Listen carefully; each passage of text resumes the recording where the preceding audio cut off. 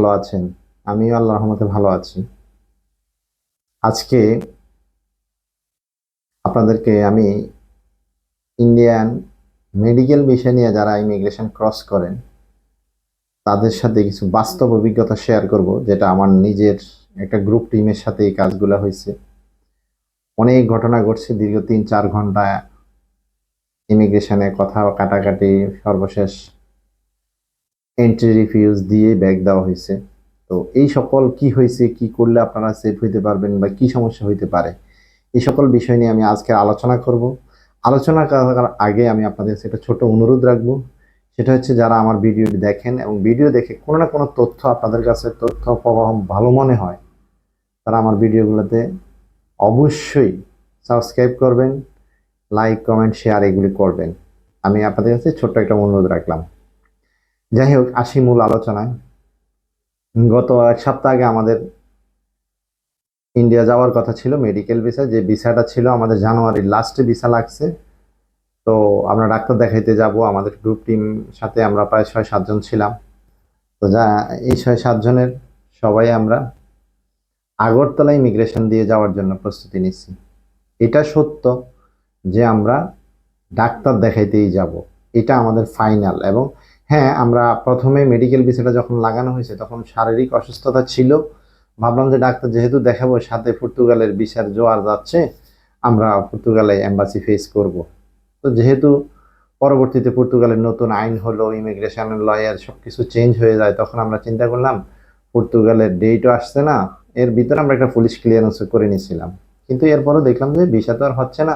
যেহেতু ভিসা পর্তুগালের embassy face হবে না, সেহেতু আমরা মেডিকেল ভিসাটা নষ্ট না করে এম্বাসি মেডিকেল ডাক্তার দেখাই কলকাতা থেকে চলে আসবো। আমাদের অনেকের অ্যাপয়েন্টমেন্ট ছিল কলকাতার অ্যাপোলোতে, কারো মণিপাল, এই সকল হসপিটালগুলোতে ছিল। এখন কি হলো, আমরা যখন গেলাম, যাওয়ার পরে দেখি যে আমাদের মানে গ্রুপে আমরা 7-8 জনে ছিলাম। ইউটিউবের বাধ্যবাধকতার কারণে একজ্যাক্টলি সংখ্যা বলা যাবে না। তো সেখানে একজন চলে গেছে, সে যেভাবে হোক XYZ সে চলে গেছে। কিন্তু পরের জন যখন গেল, সেটা আমি প্রথম একটা কথাই বলবো, আপনারা একান্ত প্রয়োজন না হলে আগরতলা ইমিগ্রেশন দিয়ে যাবেন না। কেননা আপনারা এটা জানেন যে আগরতলায় বাংলাদেশের হাই কমিশনে আগুন দেওয়া হয়েছিল, এই জিনিসটা আপনারা জানেন। অর্থাৎ আগরতলার সাইডের মানুষগুলি আমাদের প্রতি খুব বেশি বিরক্ত আমার মনে হচ্ছে, বা খুব বেশি ফেড আপ।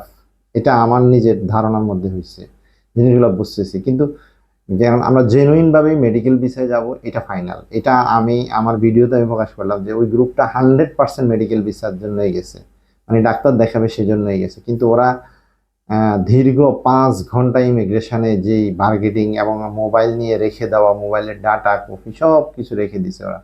ঠিক আছে, ওরা অনেকক্ষণ কোনো কথা বলে না। এদিক থেকে ওরা ক্ষুধার্ত ছিল, কি করবে না করবে। সেই 12:30টায় ইমিগ্রেশনে ঢুকছে, বাংলাদেশ থেকে ঢুকার পর আগরতলা ইমিগ্রেশনে ঢুকছে। ঢুকার পর যে তারা বসে আছে, তারা বিকেল 5টা না 5:30টার পরে এদেরকে এন্ট্রি রিফিউজ মেরে ব্যাগ দিয়ে দিয়েছে।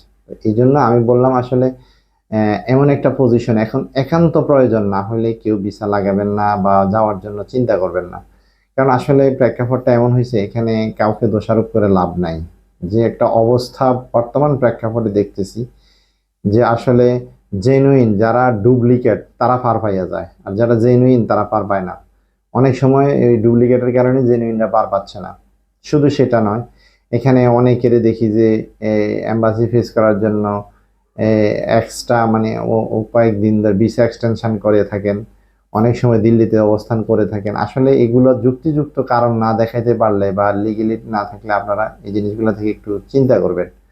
তো এই থেকে বেনাফুল ইমিগ্রেশন আরো ভালো আমি মনে করি, বা ইন্টারন্যাশনাল ইমিগ্রেশন যেটা, এগুলো মোটামুটি ভালো থাকে। আবার কিছুদিন আগে দেখলাম সিলেটেও কয়েক ভাইকে ওরা ইমিগ্রেশন ক্রস করার সময় তাদের ভিসা ক্যান্সেল করে দিয়েছে।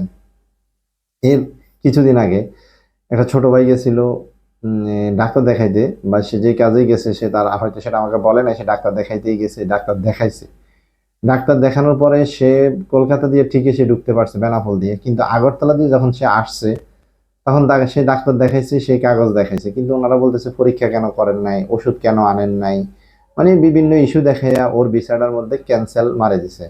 ঠিক আছে, ক্যান্সেল মারাতে কিন্তু আমি মনে করি এটা একটা পাসপোর্টের ব্যাড রেপুটেশন হয়ে গেল। ঠিক আছে, যাদের পাসপোর্টে আমরা এন্ট্রি রিফিউজ খাই, যদিও এটা বড় ধরনের না, হয়তো 2 থেকে 3 মাসের জন্য, বা এই ভিসাটার মেয়াদ যতদিন আছে এতদিন পর্যন্ত এটা হবে, পরবর্তীতে ডাবল এন্ট্রি অথবা মেডিকেল ভিসা ইচ্ছা করলে নেওয়া যাবে।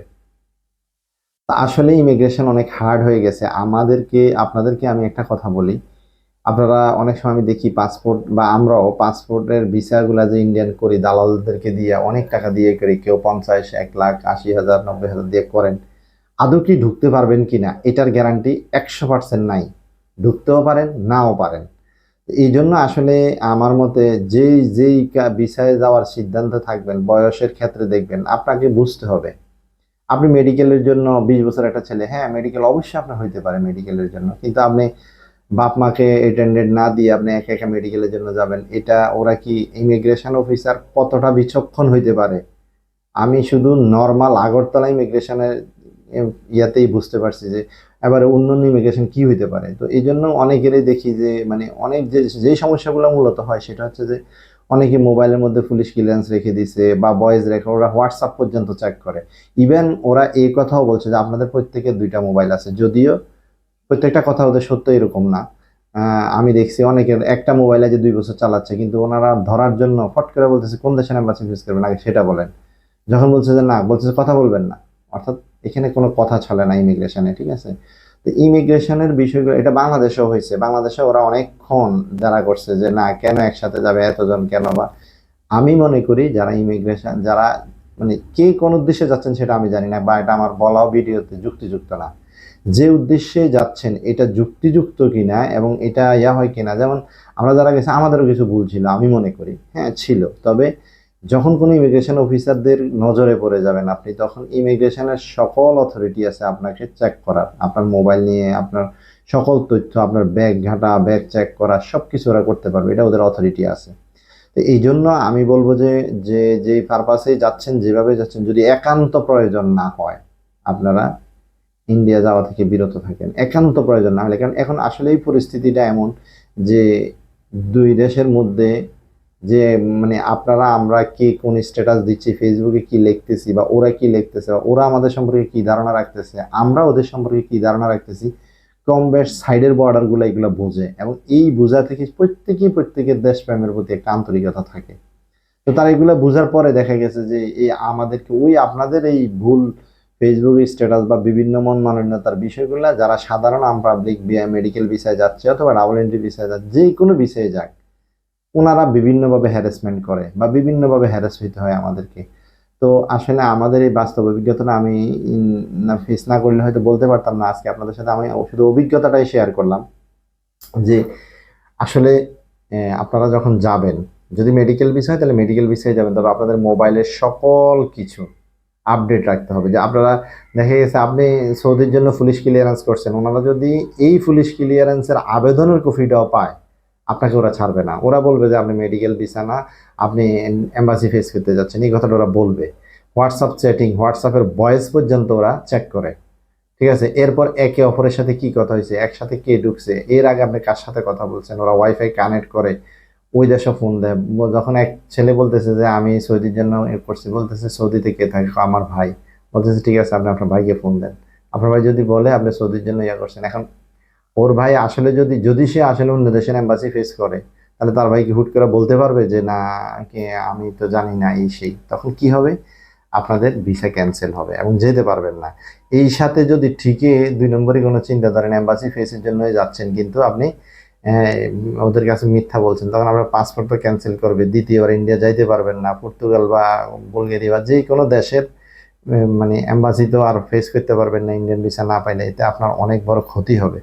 তো এই জন্য আসলে আরো অনেক সাবধানতা অবলম্বন করে আপনারা ইমিগ্রেশন ক্রস করবেন। তবে বেনাপোল আমি মনে করি যে আপনার আখাউড়া, মানে আমরা আগরতলা বাংলাদেশে আখাউড়া বলি, আর আগরতলা এই ইমিগ্রেশনটা আসলে লোক তেমন যায় না, তো 1 জন 2 জন বা 3 জন যারা যায় তাদেরকে খুব বেশি যারা করে এবং তাদের সাথে খুব বেশি বার্গেনিং হয়।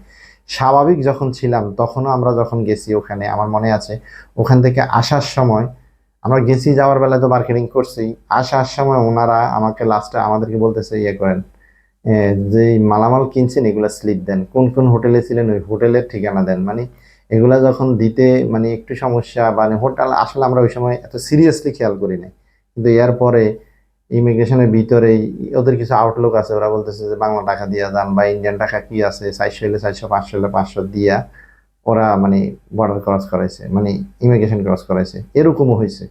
তো আসলে এই জন্য এই পোর্টটাই আমার কাছে মনে হচ্ছে যে মানে খুব বেশি বাড়াবাড়ি করে, খুব বেশি ইয়া করে আমাদের সাথে, বা যারা ইয়া করে, এটার বিভিন্ন কারণ আছে। তো আসলে আপনাদেরকে আমি শুধু এতটুকুই বলবো, যে ইমিগ্রেশন দিয়ে যান না কেন, যে শুধু এখান দিয়ে হচ্ছে এরকম না, এটা বেনাফলও হচ্ছে, এটা এত হচ্ছে, তবে তুলনামূলক ভাবে আমি মনে করি আপনারা একটু সাবধানতা অবলম্বন করবেন এবং সত্য যেটা সেটা নিয়েই চলে যাবেন। সত্য যেটা সেটা, আপনার যদি মেডিকেল বিষয় হয়ে থাকে তাহলে আপনি মেডিকেলে যাচ্ছেন, সমস্যা নেই। তবে এই মেডিকেলের সত্যতার জন্য যদি আপনার পুলিশ ক্লিয়ারেন্স পাওয়া যায়, তাহলে তারা মনে করবে যে বিদেশে কোনো এম্বাসি ফেস করবেন, এই জন্য আপনাদের সাথে বার্গেনিং করবে। তাই আমি বলছি এগুলা থেকে নেট অ্যান্ড ক্লিন ভাবে যাবেন এবং স্বচ্ছ ডকুমেন্টস নিয়ে যাবেন, এবং হাসপাতালের অবশ্যই জেনুইন অ্যাপয়েন্টমেন্ট নিয়ে যাবেন। আমরা যখন হসপিটালের জন্য, আমরা তো জানি দালাল দিয়ে করছি, অ্যাপয়েন্টমেন্ট যেটা ছিল এটা ফেক ছিল, এটাও একটা কারণ ছিল। আর অ্যাপয়েন্টমেন্ট নিজে যাচাই করবেন অনলাইনে, অ্যাপয়েন্টমেন্ট সঠিক থাকলে ওরা পার করে দিবে, এটাই স্বাভাবিক। তো আজকের আলোচনা এখানেই শেষ, ভালো থাকবেন, আল্লাহ হাফেজ, আসসালামু আলাইকুম।